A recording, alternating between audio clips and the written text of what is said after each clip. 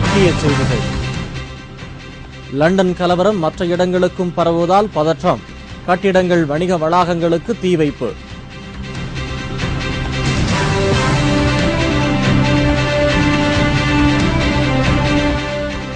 ராமேஸ்வரத்தில் கடல் முற்றுகை போராட்டம்.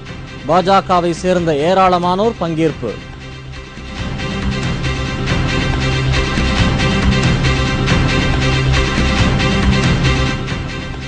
தன்னிச்சையாக செயல்பட்டால் நில அபகரிப்பு புகார் கொடுக்கப்படும். தங்கபாலுவுக்கு EVKS இளங்கோவன் எச்சரிக்கை.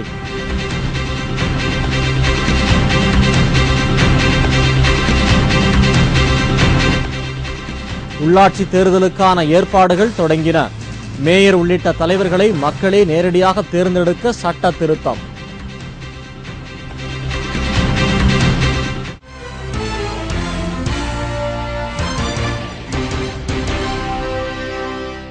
வணக்கம். விரிவான செய்திகள். லண்டனில் ஏற்பட்டுள்ள கலவரம் மற்ற பகுதிகளுக்கும் வேகமாக பரவி வருவதால் பதற்றமான சூழ்நிலை ஏற்பட்டுள்ளது. லண்டனில் இளைஞர் ஒருவர் சுட்டுக் கொல்லப்பட்டதை கண்டித்து காவல்துறையினரின் வாகனங்களுக்கு தீ வைத்து பொதுமக்கள் போராட்டத்தில் ஈடுபட்டனர். லண்டனின் டோட்டன்ஹம் பகுதியில் பாதுகாப்பு படை வீரர் ஒருவர் துப்பாக்கியால் சுட்டதில் இளைஞர் ஒருவர் உயிரிழந்தார். இதனால் ஆத்திரமடைந்த அந்த பகுதி மக்கள் தொடர்ந்து போராட்டங்களில் ஈடுபட்டு வருகின்றனர். காவல்துறையினர் மீது பாட்டில், கற்கள் மற்றும் பெட்ரோல் குண்டுகளை வீசி தாக்குதல் நடத்தினர். I think it's sick what they've done just over a shooting. They've just took it too far. They've gone to Enfield, they've gone with Green. It's just stupidness. People've got to live here. மேலும் காவல்துறைக்கு சொந்தமான 2 கார்கள் மற்றும் 2 அடுக்கு பேருந்தை போராட்டத்தில் ஈடுபட்டவர்கள் தீ வைத்து கொளுத்தினார்கள். அந்த பகுதியில் உள்ள வணிக நிறுவனங்கள் மற்றும் கட்டிடங்களுக்கும் தீ வைத்து வன்முறை வெறியாட்டம் நடத்தினர். இதனால் அந்த பகுதி முழுவதும் போர்க்களம் போல காட்சி கொடுக்கிறது.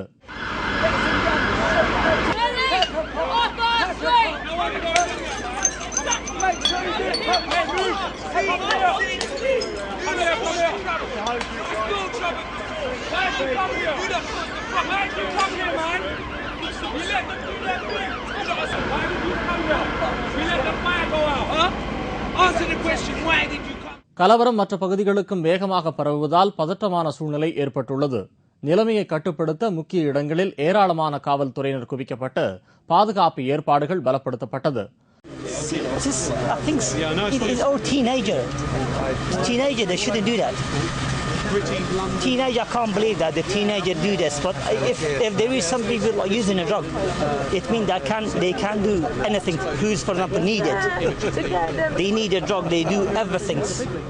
அமைதிக்கு பேறு போன லண்டனில் கடந்த சில ஆண்டுகளில் இல்லாத அளவிற்கு வன்முறை வெடித்திருப்பது அதிர்ச்சியை ஏற்படுத்தியுள்ளது. காமன்வெல்த் போட்டி ஊழல் புகாருக்கு ஆளாகியிருக்கும் டெல்லி முதல்வர் ஷீலா தீட்சித் மீது CBI வழக்கு பதிவு செய்ய வேண்டும் என பாஜக வலியுறுத்தியுள்ளது. காமன்வெல்த் போட்டி ஊழல் தொடர்பாக மத்திய கணக்கு தணிக்கை குழு அறிக்கை நாடாளுமன்றத்தில் தாக்கல் செய்யப்பட்டுள்ள நிலையில் இந்த பிரச்சினையில் எடுக்க வேண்டிய அடுத்த கட்ட நடவடிக்கை குறித்து பாஜக மூத்த தலைவர்கள் டெல்லியில் இன்று கூடி ஆலோசனை நடத்தினார்கள். பாஜக மூத்த தலைவர் அத்வானி தலைமையில் நடைபெற்ற இந்த கூட்டத்தில் அந்த கட்சியைச் சேர்ந்த MPக்கள் பலர் கலந்து கொண்டனர். காமன்வெல்த் போட்டி ஊழலை நாடாளுமன்றத்தில் எழுப்புவது என்றும் இந்த பிரச்சினையில் டெல்லி முதல்வர் ஷீலா தீட்சித் பதவி விலகியே தீர வேண்டும் என்று வற்புறுத்துவது என்றும் கூட்டத்தில் முடிவு செய்யப்பட்டுள்ளது. மேலும் ஊழல் புகாருக்கு ஆளாகியுள்ள ஷீலா தீட்சித் மீது CBI வழக்கு பதிவு செய்ய வேண்டும் என்றும் பாஜக வலியுறுத்தியுள்ளது. ஷீலா दीक्षित के साथ न्याय होना चाहिए, दूध का दूध होना चाहिए, पानी का पानी होना चाहिए और प्रधानमंत्री साहब उचित को जान के उस पर अमल न करना कायरता का आभास है. कानूनी कार्रवाई हो, क्रिमिनल कार्रवाई हो और शीला दीक्षित जी इस्तीफा दें. ये भारतीय जनता पार्टी की सड़क से लेके पार्लियामेंट तक मांग है. இதனிடையே ஷீலா தீட்சித் பிரச்சினை தொடர்பாக நாடாளுமன்றத்தில் கடைபிடிக்க வேண்டிய அணுகுமுறை குறித்து விவாதிக்க டெல்லியில் நாளை தேசிய ஜனநாயக கூட்டணி கட்சிகளின் கூட்டம் நடைபெறவுள்ளது குறிப்பிடத்தக்கது. கர்நாடகாவில் துணை முதல்வர் பதவிக்கு வரப்போவது யார் என்பதை பாஜக மேலிடம் இன்று இரவு முடிவு செய்கிறது. சுரங்க ஊழல் புகாரினால் முதலமைச்சர் பதவியிலிருந்து எடியூரப்பா விலகியதை அடுத்து அவரது தீவிர ஆதரவாளரான சதானந்த கவுடா ரகசிய வாக்கெடுப்பின் மூலம் கர்நாடகாவின் புதிய முதல்வரானார். ஆனால் அவருக்கு எதிர்கோஷ்டியான ஜெகதீஷ் ஷெட்டர் அணி பதவியேற்பு விழாவில் பங்கேற்கவில்லை. மேலும் கர்நாடக அமைச்சரவையில் இடம்பெறப்போகும் அமைச்சர்கள் பட்டியலை இறுதி செய்வதில் குழப்பம் நீடித்து வருகிறது. ஷெட்டர் தலைமையிலான அணி தங்களுக்கு 2 துணை முதலமைச்சர் பதவி வேண்டும் என்றும் மின்சாரம், பொதுப்பணி, நீர்ப்பாசனம் உள்ளிட்ட முக்கிய துறைகள் அடங்கிய 18 அமைச்சர் பதவிகள் தரப்பட வேண்டும் என்றும் வற்புறுத்தி வருகிறது. இதனால் இந்த பிரச்சினையில் கட்சியின் மேலிட பார்வையாளர்கள் தலையிட்டு சமரசம் ஏற்படுத்தும் முயற்சியில் இறங்கியுள்ளனர். இன்று இரவுக்குள் துணை முதல்வர் யார் என்பது அறிவிக்கப்படும் என்று தெரிகிறது.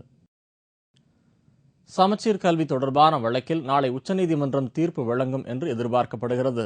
முந்தைய திமுக ஆட்சி காலத்தில் கொண்டுவரப்பட்ட சமச்சீர் கல்வி பாடத்திட்டத்தில் பல்வேறு குளறுபடிகள் இருப்பதாகவும், எனவே இந்த ஆண்டு அந்த பாடத்திட்டத்தை அமல்படுத்த முடியாது என்று தமிழக அரசு திட்டவட்டமாக கூறி வருகிறது.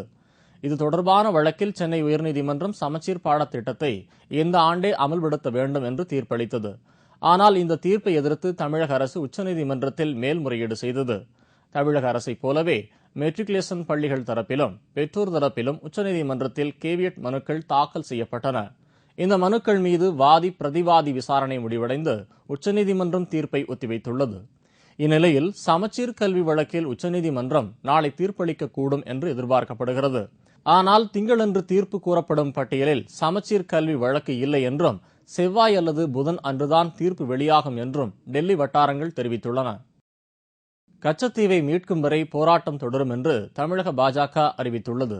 தமிழக மீனவர்கள் தாக்கப்படுவதை கண்டித்தும், கச்சத்தீவை மீட்க வலியுறுத்தியும் ராமேஸ்வரம் மீன்பிடி துறைமுகம் அருகே பாஜக சார்பில் கடல் முற்றுகை போராட்டம் நடைபெற்றது. கட்சியின் மாநில தலைவர் பொன் ராதாகிருஷ்ணன் தலைமையில் நடைபெற்ற இந்த போராட்டத்தில் பாஜகவை சேர்ந்த ஏராளமானோர் கலந்து கொண்டனர். கடலை முற்றுகையிட சென்றவர்களை போலீசார் தடுத்து நிறுத்தியதால் சிறிது நேரம் அங்கு தள்ளுமுள்ளு ஏற்பட்டது.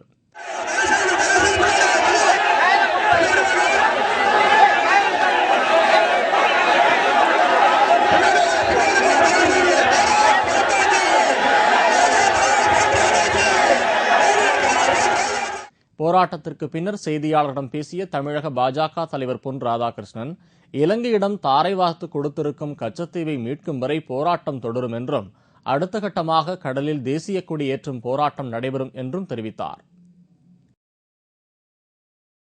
தமிழக காங்கிரஸ் தலைவர் பதவியை ராஜினாமா செய்த தங்கபாலு தொடர்ந்து தன்னிச்சையாக செயல்பட்டால் அவர் மீது காங்கிரஸ்காரர்களே போலீசில் நில அபகரிப்பு புகார் கொடுப்பார்கள் என்று காங்கிரஸ் முன்னாள் மத்திய அமைச்சர் EV.K.S. இளங்கோவன் எச்சரித்துள்ளார். கோபிச்செட்டிப்பாளையத்தில் நடைபெற்ற நிகழ்ச்சி ஒன்றில் கலந்து கொண்ட பின்னர் செய்தியாளரிடம் பேசிய EV.K.S. இளங்கோவன், காங்கிரஸ் தலைவர் பதவியிலிருந்து ராஜினாமா செய்த தங்கபாலு விடுதலை போராட்ட வீரர் வடிவேலு போன்ற முக்கியமானவர்களை கட்சியிலிருந்து நீக்கியுள்ளதற்கு கண்டனம் தெரிவித்தார். தங்கபாலு மீதுள்ள நில அபகரிப்பு தொடர்பான ஆவணங்களை காங்கிரஸ்காரர்கள் விரைவில் தமிழக போலீசாரிடம் கொடுக்க உள்ளதாகவும் அவர் குறிப்பிட்டார். தன்னிச்சையான நடவடிக்கைகளை தங்கபாலு நிறுத்திக் கொள்ள வேண்டும் என்றும் அவர் எச்சரித்தார். வடிவேலு போன்ற முக்கியமான தலைவர்களை நீக்கி இருக்கின்றார். அது கண்டிப்பாக செல்லுபடியாகாது.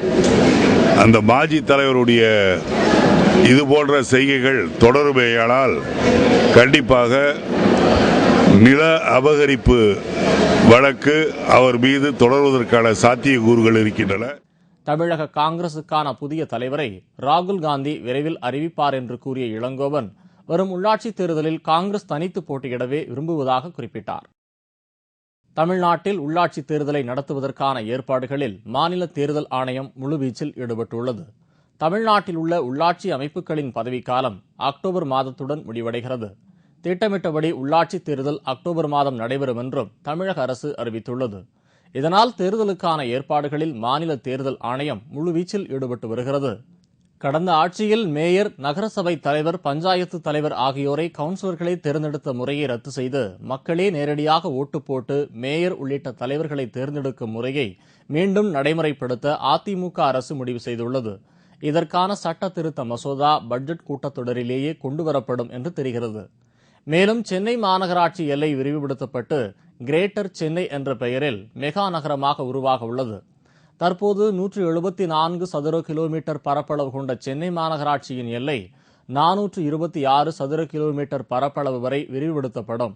இதன் மூலம் சென்னை மாநகராட்சியின் வார்டுகளின் எண்ணிக்கை 155லிருந்து 200ஆக அதிகரிக்கும்.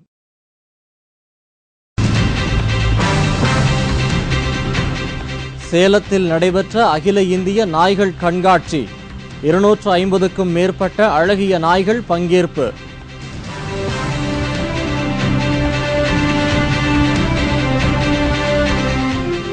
மும்பை கடலில் மூழ்கிய கப்பலில் இருந்து எண்ணெய் கசிவு.